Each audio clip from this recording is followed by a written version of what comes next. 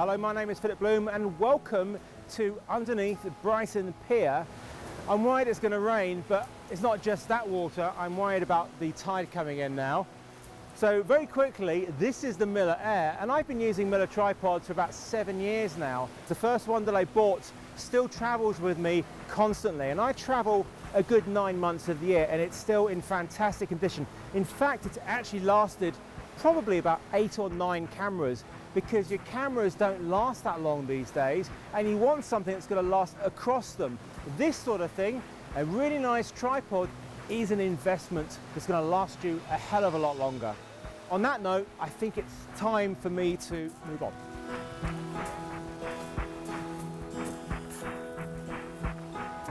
Who is this tripod aimed at? Well, it's aimed at anybody who wants a really stable platform for their camera and a very, very basic thing as far as I'm concerned, an ability to actually pan and tilt smoothly.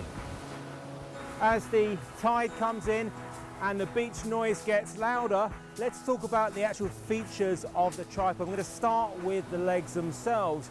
If you've not come across solo style sticks, you may think they look like Still's tripod legs. Well, they're not. It may not have a ground spreader or a center spreader, but they are very, very rigid. And we have two different flavors when it comes to what these are made of. We have the alloy and a slightly lighter carbon fiber. And the main reason I love this style of sticks is they go lovely and high and lovely and low.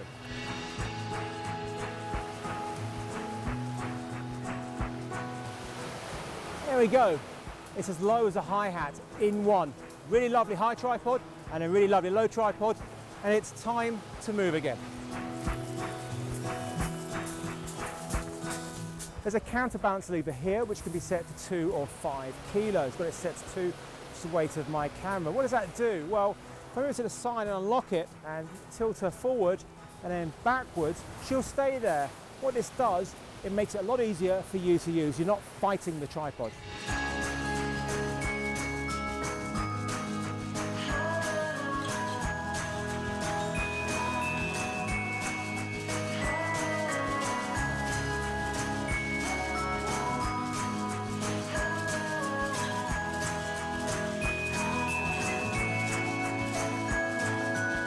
I emerged from underneath the pier because I thought the sun was coming out, but no such luck. Probably better for you guys, because I would have done what all Englishmen do when that happens, which is take my top off.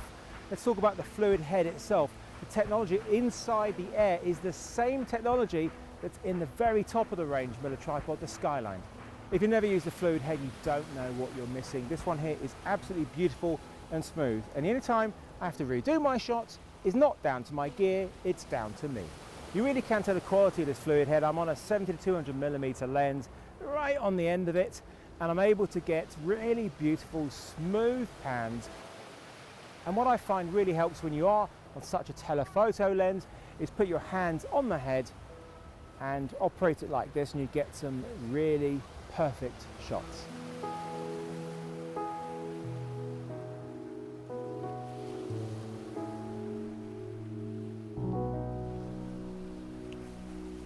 The Air's pan and tilt brakes are the superior disc-based system, and that means when you are locked down, you're going to get absolutely no movement whatsoever.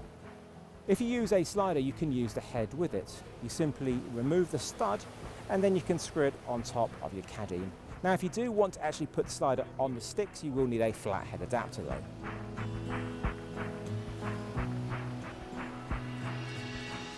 Something that's come across from the compass line from Miller is this, the Accessory Block. It's got a 1/4-20 hole on there, which means you can mount on things like a recorder, a monitor, maybe even your audio recorder. I don't like putting things on top of my camera on the cold shoe because it affects my center of gravity. It's not a nice place to put things. Also, where else am I going to put my microphone? And a nice little addition is it comes with a bag.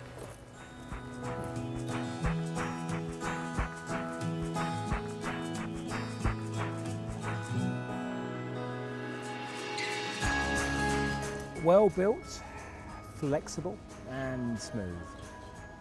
Unfortunately, that's not me. The tripod is though. The sun has finally come out in Brighton right as we finish. I think next time we need to do this in Bondi Beach.